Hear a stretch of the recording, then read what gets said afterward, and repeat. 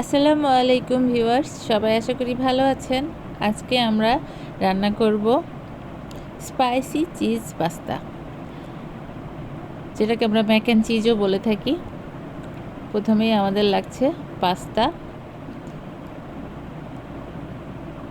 তারপরে লাগছে mozzarella cheese. Cheese ছাড়া তো হবেই না পাস্তা, এটা অবশ্যই লাগবে। আর লাগছে পেঁয়াজ কুচি, রসুন কুচি, টমেটো কুচি। এটা হচ্ছে চিংড়ি মাছ ছোট ছোট করে টুকরো করে নিয়েছি, আর ডিম সিদ্ধ করে এটাও ছোট ছোট করে টুকরো করে নিয়েছি। আর এখানে সামান্য একটু মুরগির মাংস ছিঁড়ে নেওয়া বা ছোট ছোট করে করে নিলেই হবে। এখানে আছে ক্রিম। এই ক্রিমটা আমি বাসায় বানিয়েছি, খুবই সহজ এটা বানানো। এই ক্রিম বানানোর একটা আলাদা রেসিপি আমি আপনাদেরকে দিয়ে দিব পরে। এখানে নিয়েছি শুকনো মরিচ গুঁড়া, গোলমরিচ গুঁড়া আর অরিগানো, আর এখানে লিকুইড দুধ। এই মোটামুটি এই জিনিসগুলো আমাদের লাগবেই। আরও লাগবে একটু বাটার আর একটু চিনি। এই দুটো এখনও দেখানো হয়নি। আমাকে প্রথমেই পানি গরম করে নিতে হবে, কারণ পাস্তাটা সিদ্ধ করতে হবে।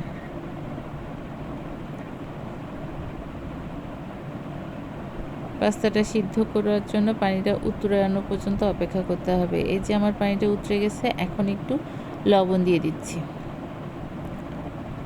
এবার দিয়ে দিব পাস্তা।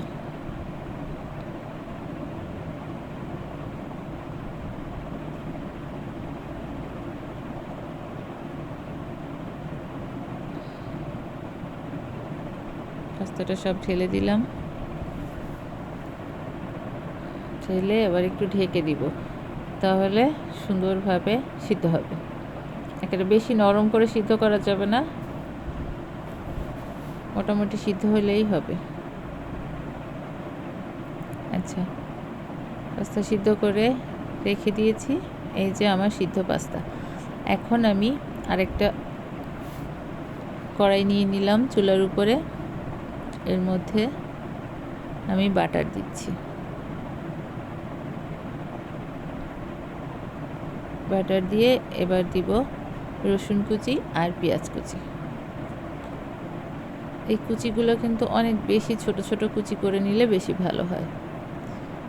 এই যে এবার নাড়াচাড়া করব। একটু ভাজা ভাজা হতে হবে, একটু লালচে ভাজা ভাজা হলে ভালো, সুন্দর গন্ধ ছড়ায়। এই তো একটু ব্রাউনিশ কালার হয়ে গেছে। এখন আমি টমেটো কুচিগুলো দিয়ে দিচ্ছি।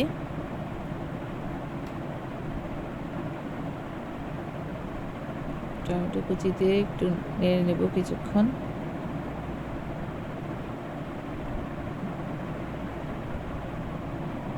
নাড়াচাড়া করে এর মধ্যে পাস্তা সিদ্ধ করা পানিটা একটু রেখে দিয়েছিলাম, ওটা দিয়ে দিচ্ছি। এই যে এই পাস্তা সিদ্ধ করেছিলাম যে পানিটা, ওই পানিটা একটু সামান্য রেখেছিলাম এইখানে দেওয়ার জন্য, সেটাই দিয়ে দিলাম। এটা গরম ছিল, এখন এটা দিয়ে নাড়াচাড়া করতে হবে।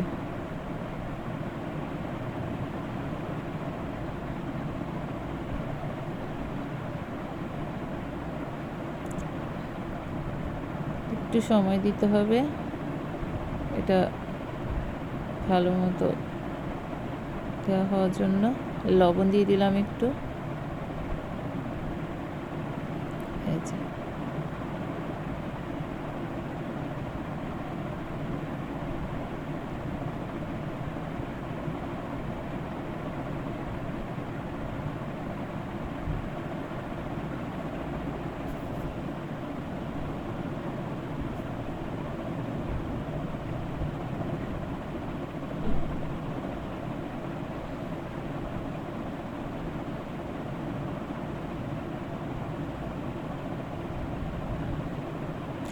এবার আমি এর মধ্যে পাস্তাগুলো ঢেলে দিচ্ছি। এগুলো আমার সিদ্ধ করা পাস্তা। এবার নাড়তে হবে, নেড়ে নেড়ে ওই টমেটোর সাথে এটা মিশাতে হবে।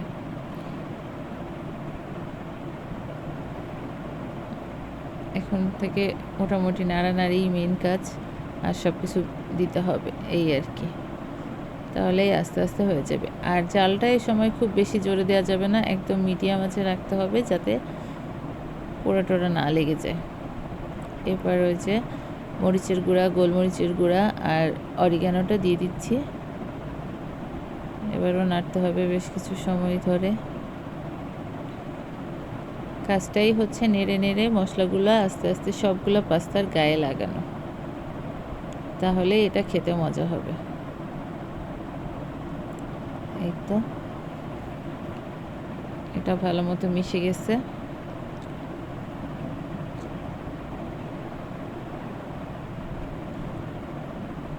এখন এর মধ্যে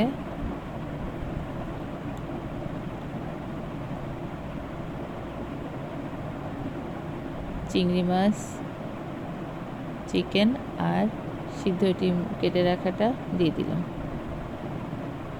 এটাও মেশাতে হবে। পাস্তা রান্নার প্রধান কাজ হচ্ছে মিক্সিং, যত ভালো মিক্সিং হবে তত খেতে মজা হবে।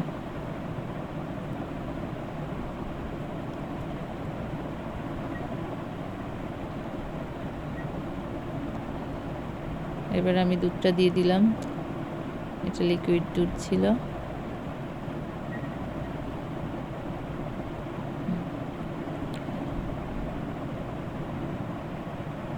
এরপর ক্রিমটা দিয়ে দিব, এই যে ক্রিমটাও দিয়ে দিলাম।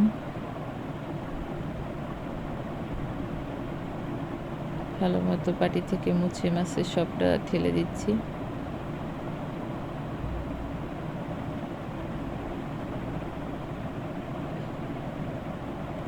এবার এটা ভালো করে মেশাতে হবে।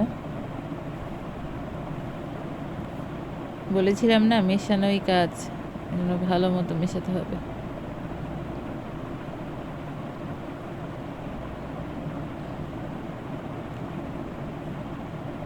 এরপর সামান্য একটু চিনি, এটা দিলেও চলে না দিলেও চলে, তবে যেহেতু অনেক ঝাল ঝাল একটু স্পাইসি হয়, একটু দিলে ভালো লাগে। সামান্য একটুই দিলাম।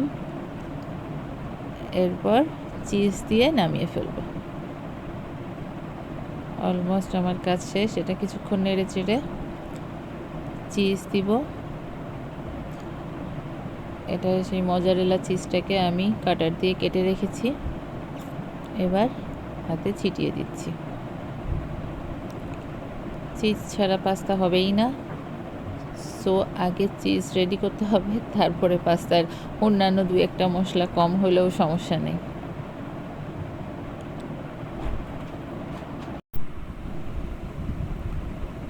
এই তো এখন নামিয়ে ফেলবো। এটা একটু মিশিয়েই। পাস্তাটা ভীষণ মজা হয়েছিল, সবাই খুব পছন্দ করেছে, বাচ্চা বড়রা সবাই খেয়েছে পাস্তাটা। আপনারা বাসায় ট্রাই করবেন। সবাই সুস্থ থাকবেন, ভালো থাকবেন। আল্লাহ হাফেজ।